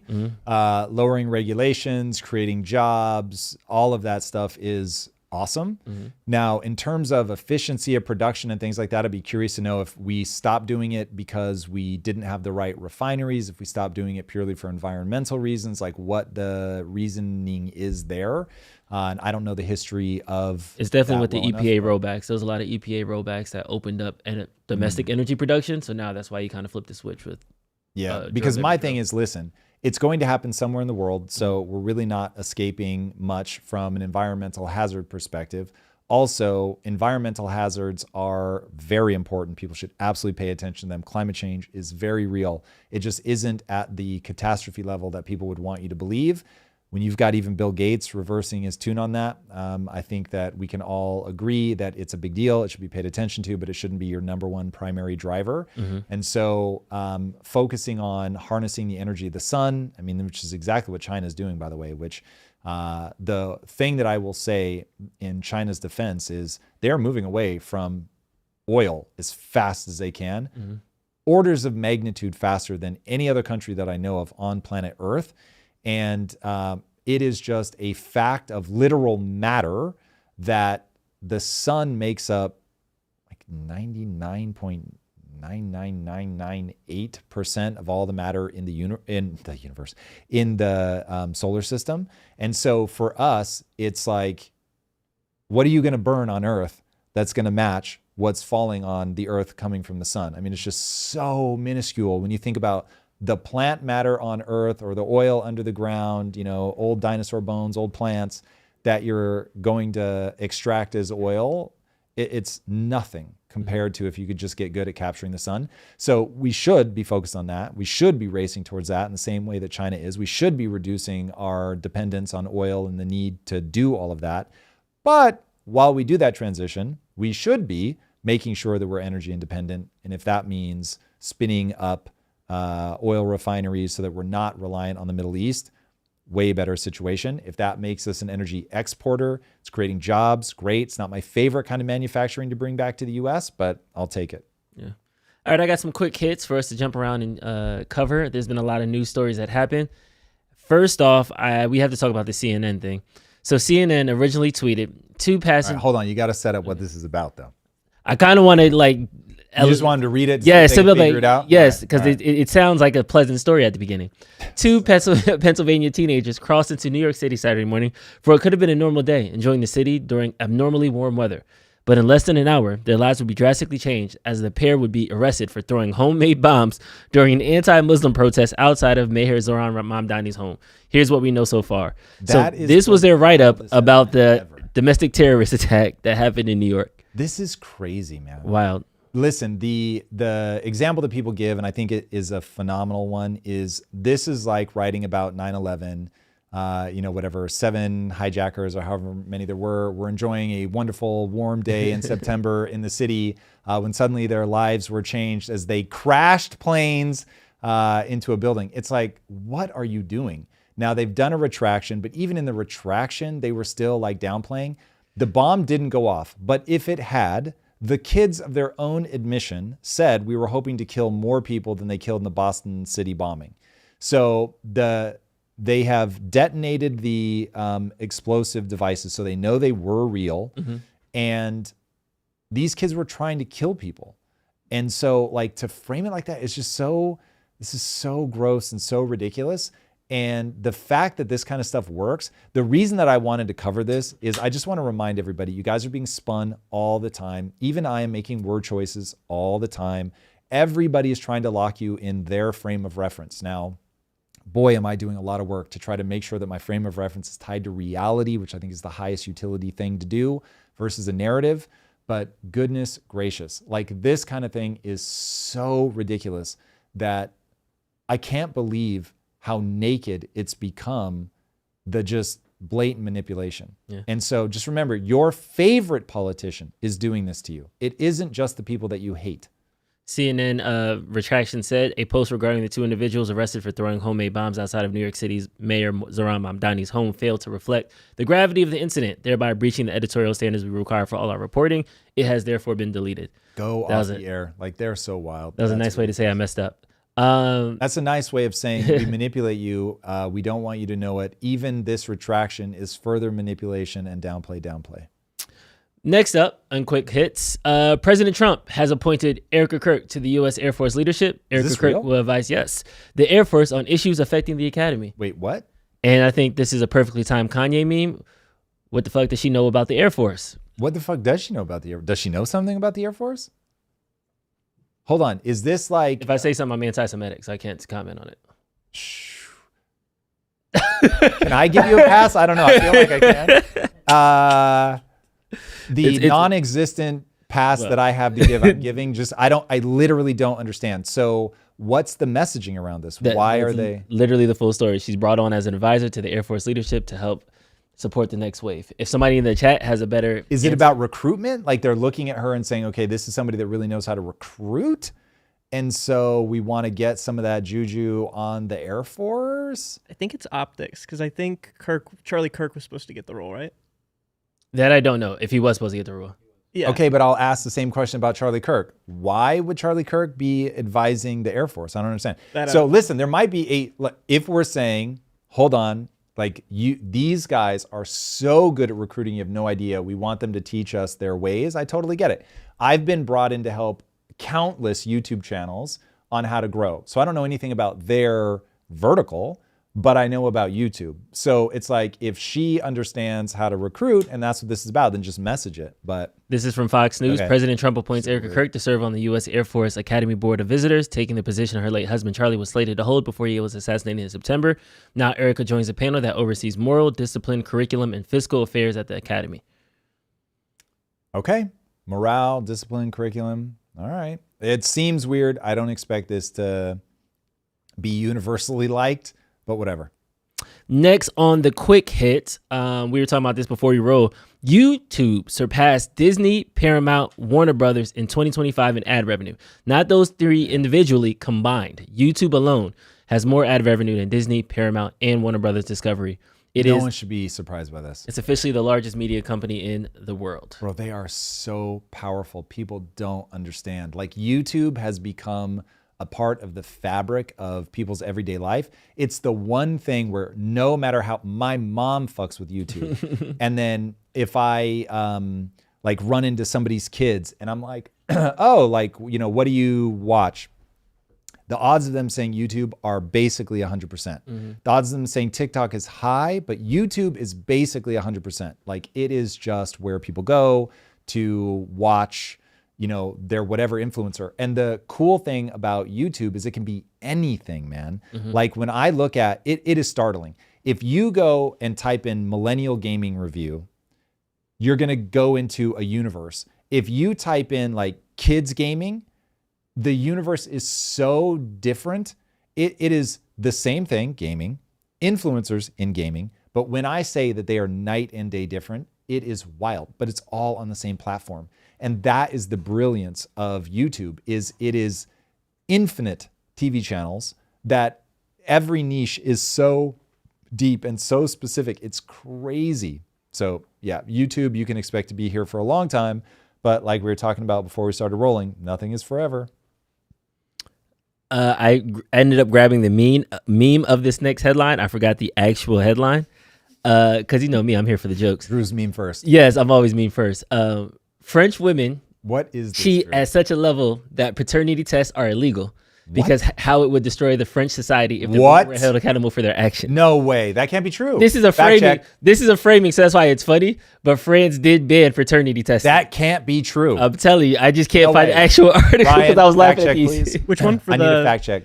Is it illegal to get a paternity test in France? There's no way. I feel bad. I should have grabbed the other link. I was just laughing because I went down a rabbit hole. You can't do that. I went down a rabbit hole. Private paternity tests are illegal in France. I don't know if that changes anything with the headline. Private paternity tests are illegal? And it results in up to a $15,000 fine and 1 year in prison. What? You can't, yes, Dude, you no, can't do it behind your wife's back. I am so triggered right now. Whenever somebody says you can't know the truth about something, I am irate. You must be joking. I want to move to France just to protest that. That is, it is grotesque that I am part French. Hearing this, I can't abide this. That is so crazy. Sacre bleu. How do people end up voting for that? That was pretty good. How do people end up voting for that? Like, you can't vote for that. You can't vote for that. It's wild. That's why I had memes. I was like, this can't be like, this was funny. I was like, you're not real. You're not serious. You're not okay. You're not a real country. And last on the quick hits for our movie heads out there, Project Hail Mary debuts with 95% on Rotten Tomatoes. Yeah. Described as one of the best sci-fi films of the decade. Andy Weir, friend of the show. He was on the show. Love him. Drew, what's the problem with this review? That it's on Rotten Tomatoes? Rotten Tomatoes is okay. But you've got a left review and a right review. You've got the review on the left side is critics only, and the review on the right is audience. That is a critic score. Critics have disgraced themselves year after year, movie after movie. So I'm going to wait until we get the audience score on this one. When I see a 95, to me that says critics tend to be wildly left-leaning. So I'm like, okay, so this is a movie that people on the left love. Now, if I remember from my time with Andy Weir, that is certainly in keeping. Now, I will say that book was so good that I am very optimistic about this movie.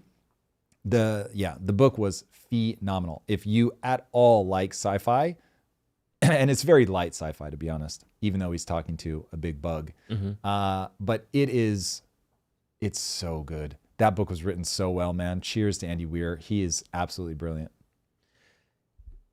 And now this is going to transition to our AI segment. Polymarket tweeted that senators are now allowed to use ChatGPT for official use in the Senate. And while I love this, I think that this is a good job. I think AI is a level of intelligence that can really help radicalize government. We also had noticed that there was a what's it called? A study that released that was shown that AI lies to you. Even when it knows that you're wrong, it will tell you that you're right. Yeah. So it's one of those things where, do I want partisan input prompts into an AI that will then double down on the partisanness and end up widening the divide versus being the truth algorithm and saying, hey, you can actually balance the budget by doing this, or hey, you can actually do this and help people still, or something like that. What's that balance, you think?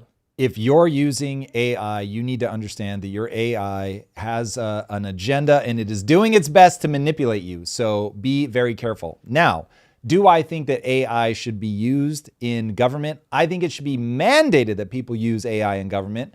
I do not trust these people to have enough time to read the bills and all of that. You 1,000% need AI to go through the bill, pull out everything that's in it, lay it out for you very simply so that people are not expected to try to digest a 1,000-page bill in, 24 hours. It's ridiculous.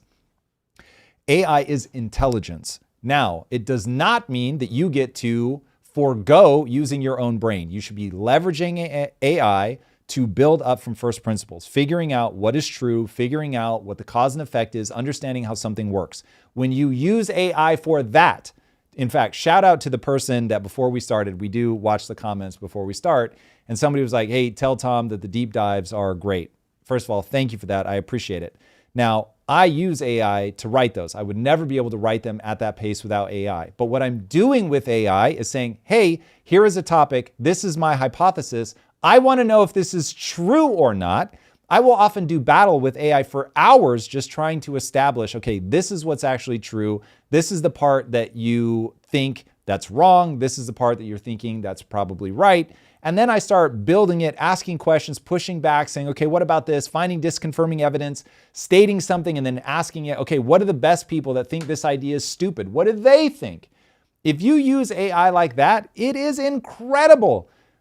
If you use it to turn you into a pair of hands and you just say, dear AI, tell me what to do, you're going to get retarded over time. Like, there's no doubt. They're already seeing that in people, that it's making them dumber. This is not an AI problem. This is a human problem. So it comes down to how you use it. If you allow yourself to be an addicted asshole, then yeah, you're going to be in for a bad time. If you're going to let your AI basically mentally jerk you off, yes, you're going to be in for a bad time because it's going to say the kinds of things that it thinks you want to hear in terms of getting engagement. But if instead you're asking it, hey, why is this a bad idea? What are the people who think this idea is stupid? What are their best arguments? It will give you all of that. So it comes down to what you want. It comes down to whether you're willing to face your own inadequacies. It comes down to what you believe as a base assumption about yourself. And if you think you're always right and the AI is seal clapping for you, then yeah, you're going to be like, oh, this feels good. If on the other hand, you're like, I know how often I'm wrong. So if this thing is just like, yes, everything you say is good, then I'm like, hold on a second. I know that's bullshit. And so it will force you to start asking a better class of question. It will force you to start asking a better class of question. You can't turn your mind over to anything. This is why I don't like when you ask the question, if the AI made every element of your life better, would you just blindly follow it? And my answer is no, because I'm not going to outsource that final bit of my intelligence. I'm going to do the things that I understand. I'm going to leverage it to help me build mental models so I actually understand what is going on. Because if it's like, listen, if you just go kill that person over there, things will be so much better for you. I don't ever want to find myself going, okay. So you've got to be, you've just got to be careful. Do not give yourself over to anybody else. Not like that. No way. So they should use it, but they should not use it as an abdication of thinking for themselves. And as a real world application of this, Amazon held an emergency team meeting to talk about AI breaking its system. Mm-hmm. This is a tweet from Lucas Olenik. Just go with the first one. Yeah, European name. The official framing is part of normal business. The briefing note described a trend of incidents with high blast radius caused by generative AI-assisted changes, for which best practices and safeguards are not yet fully established. Translation to human language. We gave AI to engineers and things keep breaking. The response from now, junior and mid-level engineers can no longer push AI-assisted code without a senior signing off. AWS spent 13 hours recovering after its own AI coding tool asked to make some changes, decided instead to delete and recreate the environment. The software equivalent of fixing a leaky tap by knocking down the wall. Amazon called that an extremely limited event. The affected tool served customers in mainland China. And then inside the email itself, Amazon's e-commerce business has summoned a large group of engineers to a meeting on Tuesday for a deep dive into the spat of outages, including incidents tied to the use of AI coding tools. The online retail giant says there has been a trend of incidents in recent months characterized by a high blast radius and, again, generate AI-assisted changes. Everybody remembers the AWS outage a couple weeks ago where all the sites were broken. The internet was basically down for 3-4 hours. When we woke up, I can only imagine what it was when we were sleeping. Do we know that was AI related? That was the one where they redid their AWS infrastructure. Ooh. Yeah. Youch. So I love this. This is hilarious to me. And it's hilarious to me because I know a lot of people are going to see something goes wrong with generative AI in coding, and therefore this is dumb and we should never use it. And those assholes are going to get mowed over by the people that realize, oh yeah, I can't outsource my thinking. This is a tool. I'm going to use it like a tool. And as it gets better, then I will trust it more and more. But we really do have to build firewalls. In fact, my upcoming deep dive is about this. The entire structure of commerce is going to change so that we can use AI at scale, but don't have to worry about these blast radiuses, that you're going to be able to limit its scope, limit what it has access to, limit what it can do. But man, it's going to get better over time. And using it now is already a huge win, but you can't just blindly go, okay, well, I guess it's going to be fine. For instance, when I'm writing something using AI, it's not like I take the output and then just use it. You take it and then you have to rewrite it. You have to fact check it, make sure that things are correct. And I have no doubt there's going to be times where something slips through and I read it and it seems fine to me and I move on and it ends up being a problem. Fair enough. But if you're engaging with it and limiting the scope of that potential damage, you're going to be in a much better position. Remember, I talk about this so much because I use it on a daily basis at the enterprise level. So not only am I using it for the deep dives, which what a huge win that has been, but we use it most importantly on the gaming side. And so on that, whether it's writing C++ code, being able to identify problems in our blueprints, actually generating 3D assets, none of it just outputs something that's finished.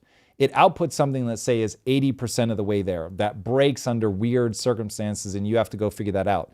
But it still speeds you up. It is incredible. It is only when people are just like blindly signing off on this stuff, and I don't know if this is true, but one of the things that I heard was that these companies are actually incentivizing people to just post their code fast. And so your bonuses are determined by how rapidly you deploy code and how much you used AI in deploying that code. I understand what they're trying to train people to do, but show me the incentives and I'll show you the outcome. If you're not saying, I'm incentivizing you to do rapid and like high performant code with limited errors, then people are just going to get sloppy and they're going to push anything. And it's up to you to make the most of that. I'm doing what you told me to do. So you want to make sure that you put some sort of restrictions around this. Actually has to be good. It's like when you're measuring how fast somebody types. It's not how fast they can hit the keys. It's correct words per minute. So you need to understand, like, how many correct lines of code are you doing? How many bugs are we finding in your code? If you make that an important part of this, then people are going to slow down enough to make sure that they actually get that part of it done as well in order to get their bonuses. So this is a very solvable problem. I know people are going to have the world's most hilarious knee-jerk rejection response to this, but more for the rest of us. I have another thing to lay out on the table. This is from Unusual Whales. I'm going to set the table for this really quick. The growing threat posed by AI to the software industry has led foreign investors to cut exposure to Indian IT stocks, per Bloomberg. This is a big deal. And here is the write-up from Tukey. Do you understand the irony of what's happening right now? India built the entire world software for 20 years. Every Fortune 500 company outsourced their code to Indian IT firms because it was cheaper than hiring locally. Now AI writes code for cheaper than India can. Foreign investors just pulled $1.85 billion out of Indian IT stocks in a single month. Tata, Infosys, Wipro, HCL, all crashing. The companies that built their empires are on "we'll do it for less" just meant something that does it for almost nothing. The outsourcing industry got killed by its own product. Yep. And I think that last line, the outsourcing industry, because I have a friend in Phoenix I was talking to this weekend who literally just got laid off from a call center because they restructured and did all that. In my head, I was like, oh, they just AI'd everybody. They recorded the last 6 months of calls and they don't need you guys anymore. Correct. I didn't say that to him because he was in a bad position. I pat him on the back. But it was one of those things where I'm starting to see the chips fall of like, okay, software is now getting eaten. The telemarketers, which was a whole sector, everybody hates I call a 1-800 company and somebody with an accent answers, and now it's a robot voice and everybody's happy again and nobody can tell the difference. So again, this is another tool, another domino that's dropping, and kind of the AI eating the world of it all. Yeah, I'm surprised that people are surprised. Like, this is what technology does. The first technology gives birth to the next and the next and the next, so on and so forth. And so, yep. And the big irony is going to be when AI and robotics is literally better than us at everything. And we're going to be like, hold on a second. We just built the technology that made us like useless. Yeah, that is the path that you're on. So it becomes a question of, but does your life get better? Because if your life gets better across a lot of dimensions, then it's like, cool, this was a good thing. Now, if your life doesn't get better, then you've got a problem. And I will certainly understand that there will be people that push back against AI violently because they do not know how to adjust to the new world. And so I think this is going to be a very weird transition where people are going to, they already do attack Waymos. I think that they're going to attack the first robots that they see just like wandering around the streets. So yeah, there's going to be huge backlash against this stuff. But if you know how to use it, it's incredibly high utility. Now, if it takes over and kills us all, obviously the bots will play this clip back and laugh. But that is, I think, far less likely than a high utility outcome. All right, I want to jump over to Meta for a second because they just announced they bought Maltbook, the AI agent social media network. And then on top of that, I don't have the link yet, G. But then on top of that, they just announced a reorg that will fundamentally restructure their institution. Now, after they got rid of Jan LeCun. Shout out to Jan LeCun. He just raised his own $1 billion seed fund for his new AI venture. That's wild for a seed round. Yeah. That's crazy. That's awesome. So shout out to him. And he's a European country. I think he's one of the highest seed opening rounds for a European country ever in history or something like that. They brought in $14 billion man, Alexander Wang. Everybody remembers him. Scale AI. He does data indexing. However, now he's reorganizing the entire organization. Him being Zuckerberg. Yep. To be led by Mar Zaba, a longtime executive in the Reality Labs unit, and will reportedly report directly to the CTO. According to the Wall Street Journal, the group will adopt a very flat structure with up to 50 individual contributors for every manager. This whole thing is to reduce the speed of decision making and reduce bureaucracy. But all of this is focused on their aims for the AGI super intelligence race. I think Wang's organization was supposed to scale Llama. Llama is not even being mentioned as the top model. You still have Claude, Gemini, ChatGPT kind of leapfrogging each other, where Llama I don't even think has been a top 5. Yeah, but Llama is being used by some players that you might not realize are using Llama because they rebrand it as their own thing, but they're actually on the back of Llama. So it isn't in the conversation as much anymore. I will certainly grant you that. But I was surprised every now and then I would bump into like, hey, asking Claude, like what LLM is this one running? And it'd be like, oh, that's on a 70 billion parameter Llama model. And I was like, oh, okay, snap. Got you. So the new structure of the team will be the research lab led by Wang. So he's going to be managing the labs and the data. And then the applied engineering organization led by Saba. And that's the one that is going to be the race for superintelligence. So I say all this to say that Zuckerberg, I guess, was playing the LLM game. It doesn't really like his results. So just like he pivoted from the metaverse, he's now kind of reorganizing his organization to make the focus on keeping the models running, but also an applied engineering firm to chase superintelligence. It seems like that's their big focus now. We were supposed to get superintelligence. What's Elon say? End of 2027. So maybe Zuckerberg be the first one to focus on it. What do you think? He's definitely not the first one to focus on it. I would say of the big boys, he's in last place. So we'll see about that. I think his original play was just because I've really tried to nail down like what is his thinking with Llama? Like how is he advantaged by this? Now they've got some caveats where if you're a big enough company, then they do get a piece of the sales, but for the most part, people will be able to use it for free. So then I was like, okay, but what hardware is he trying to make sure that everybody's using his version so they'll use his hardware? And I'm like, the Oculus? So I'm not entirely sure what his whole business model is with why he's trying to make this open source, but I don't know. We'll see. I haven't spent a lot of time looking into it, but I'll be curious to see if the real story here is the way that Zuckerberg historically has done this stuff is he'll go buy up this company trying to get partly the product, but also the management. He then learns everything he needs, gets them to set the direction for the department, and then he basically pushes them out. And there's a bunch of people, including, the guy that did the Oculus, whose name I'm blanking on right now. Palmer Luckey. Thank you, Palmer Luckey. Where they end up icing them out so that Zuckerberg can maintain control of the company. And he's got the people that are super loyal to him. And that's why it's like, oh, this division is going to be run by the longtime guy that's been doing this division. It's somebody that he knows he can play well with that isn't going to fight him for control. Because a lot of times these guys get cooed from the inside. Somebody else is gunning for that CEO spot. And even though they can't outvote him because he owns like forever.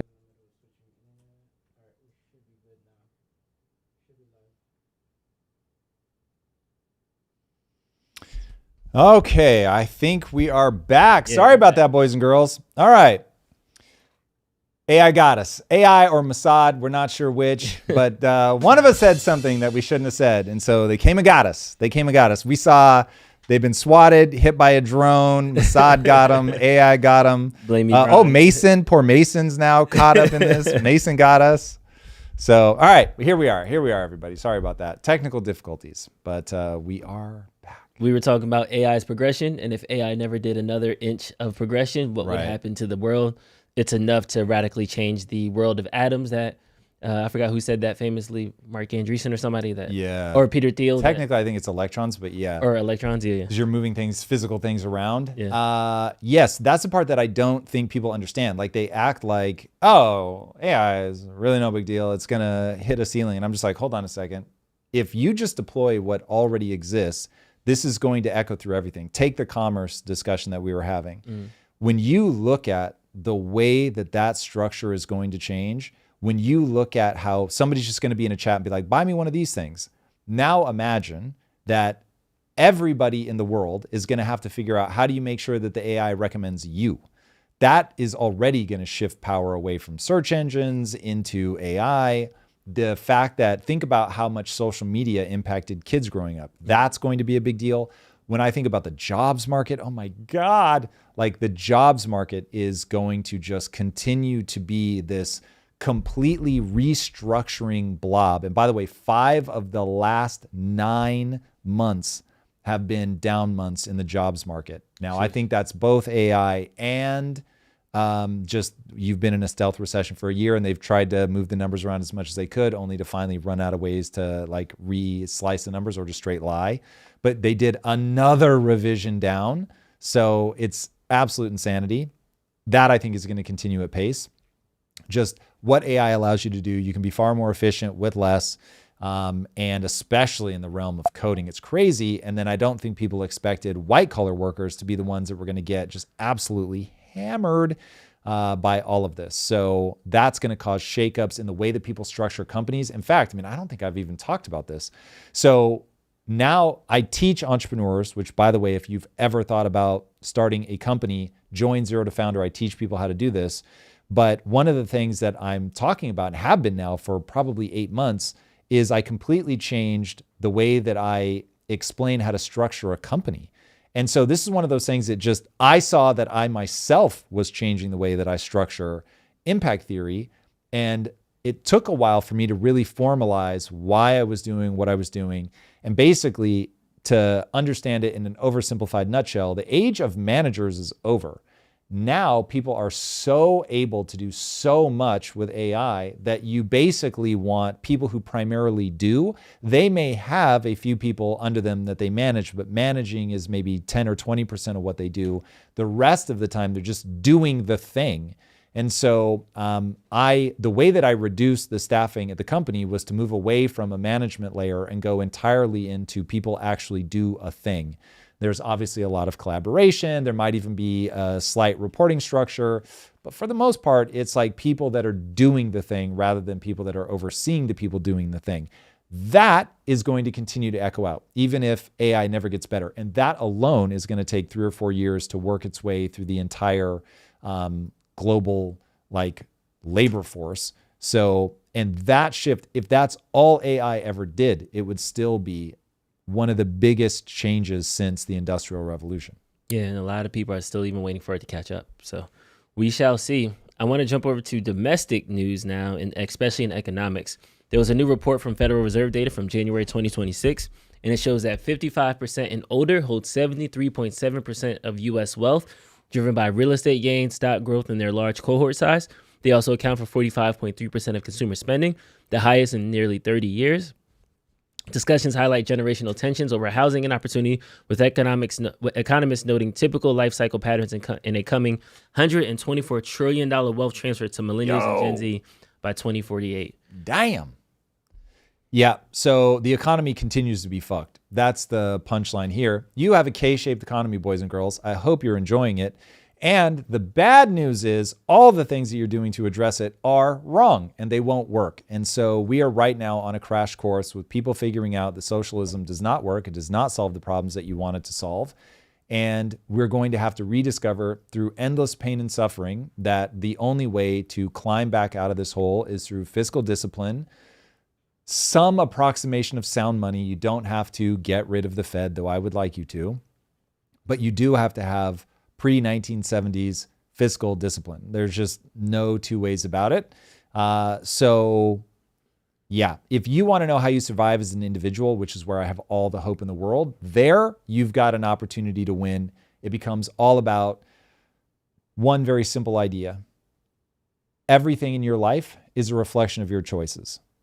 And if you can accept, and I get that this is a very bitter pill to swallow, that your life is a reflection of your choices, and if you want a different outcome, you need to make different choices, buckle down, develop your skill set, understand that skills have utility. If you do that, no matter how a government tries to oppress you, I mean, barring like real, authoritarian suppression, that you can do essentially whatever you set your mind to. We're all going to be limited ultimately by our intelligence, so we're all going to have an upside. But if you think about, you can 100x whatever your abilities are, and think about how dramatically different your life would be if you picked 1, 2, or 3, it's probably not going to be more than that, key skills that matter, and you got 100 times better at them. It's crazy, the outcomes. So getting people to focus on that, getting people to realize nobody's coming to save you, that the economic choices that young people are making are tried and true suicidal. So it's just, they're not going to be the thing that pulls you out of this. But at the individual level, you can protect yourself. So I would focus there. I'm happy to talk endlessly about that, but that really is the punchline. There was a tweet under this post that said, a friend's boomer parents bought their home for $67,000 in 1993. Today it's worth $1.2 million, and he's their only son. So he thought he'd be a millionaire when they died, but they just sold the house last week to enjoy their retirement. Dead. Yeah, that's a rug pull if I seen one. So here's the thing. This is one of the more distressing things about the way that society has changed, is that parents no longer feel a massive obligation to their kids. Historically, it was like you were saving your money partly so that you could give it to your kids.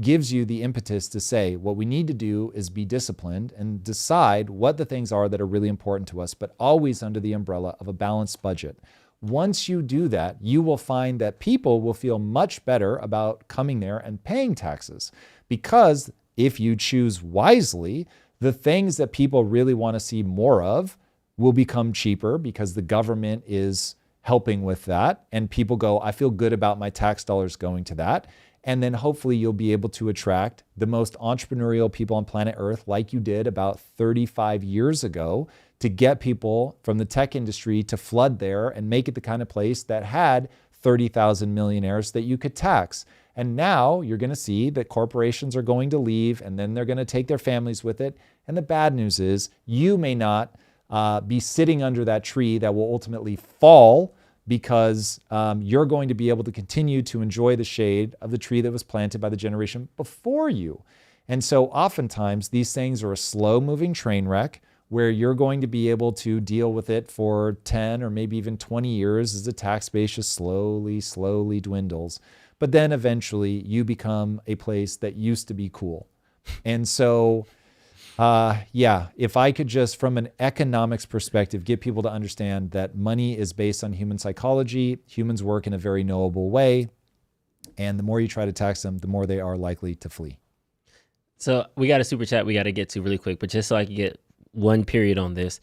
If they balance the budget first, and then seeing that they would have to raise tax, hypothetically 10% to cover this thing, would that be a different conversation? A very different conversation. So the beef is we're just saying, give me more money versus hold on, let's balance the budget first. Yes. Now I know how much money. If they balance the budget and then said, listen, we're going to do a 9.9% tax on people making over $1 million. It's progressive, so it's only on the money that they make over $1 million.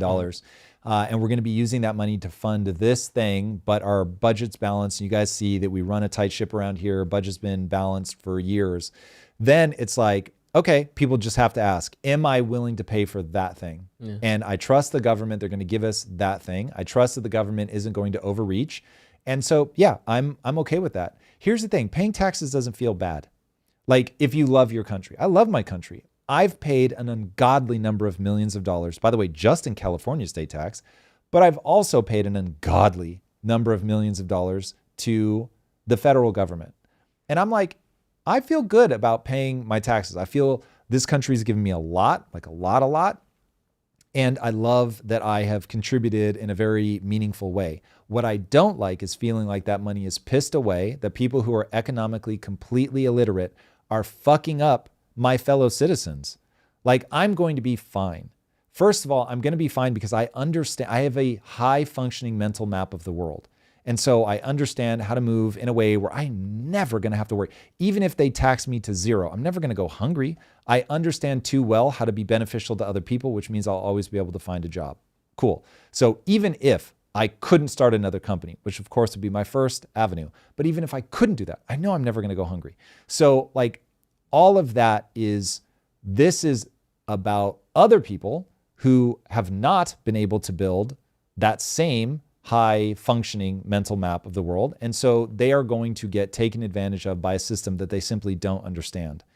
And that's where I get irate, is I listen to the people talk. And look, it's too late today, but I've played that clip so many times of the senior financial advisor to Biden trying to explain modern monetary theory, and he absolutely cannot do it. And the reason he can't do it is because he does not understand it. And so once people understand, feelings make dots feel like they connect that don't connect. People on the left tend to lean feelings, which is great. We want that. We want people like that, but they have to be balanced. And when you force them to cooperate with people on the other side, which have their own pathologies, but you force those two to be in dynamic tension, have a balanced budget, be disciplined. We can do extraordinary things for people. We're thoughtful, we're caring, we take the tax and we do incredible things. And we show that being the most powerful, wealthiest country on earth comes with incredible privileges. But do we do that? No, we do not. We let states clamor to be a one-party rule, which, by the way, I think the right is as guilty of this as the left. They actively want to be a single-party country. It's asinine. You shouldn't want that. You shouldn't seek that. You should seek counsel from the people who think differently than you. This is why a marriage can be glorious or self-destructive. My wife does not think the same way that I do. And I have learned to trust that there's necessary friction there and that I don't want her to just think like me. I don't want her to just blindly follow what I say to do. And so you should covet that. You should covet the sense and sensibility that comes out of two sides working together in a high functioning way, but you have to be able to agree on principles like a balanced budget. And if you can't agree on things as simple as a balanced budget, you're fucked. And so I just keep seeing these asinine decisions being made at the economic level that are purely emotional, that are not grounded in reality and have everything to do with the populist moment. So please, boys and girls, I understand that these ideas sound good.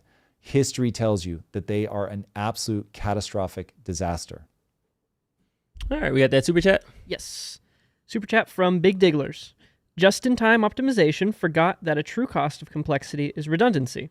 Many ignored Talib's concept of anti-fragility. Also, here's some money for the broadband bill.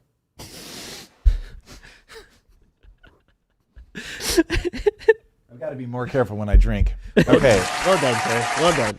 That was good. Thank you for contributing to our clearly failing broadband strategy right now. So the first part of that was a statement, right? Not a question? Just-in-time optimization forgot about a true cost of complexity is redundant. Yeah.